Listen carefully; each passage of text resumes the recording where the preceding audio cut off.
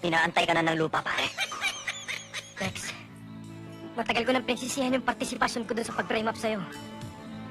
Simula nun, binabagabag na ako ng konsensya ko. Pero ngayon nagkaharap na tayo. Handa ako nang tanggapin ang lahat. Sige, gawin mo na gusto mo. Nasa'yo buhay ko. Sinira ninyo ang buhay ko. Sisirain ko rin ang buhay niyo. Parang awa niyo na po. Bawa ko kay sa asawa ko. Mabuti po siyang tao. Wala po siyang kasalanan. Baby pa po yung anak namin. Ayoko pong lumaki siya na walang ama. Bawa na po kayo. Kung ano man ang ginawang kasalanan ng asawa ko, patawarin niyo na po.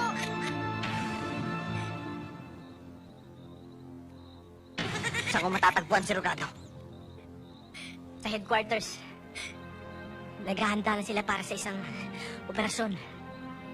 Rex, alam na nila pinagkukutaan mo. Ano mang oras susugurin ka nila, papasukin na nila yun.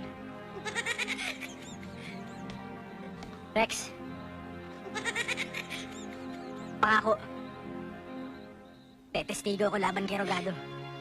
Huwag mo sabihin, gawin mo.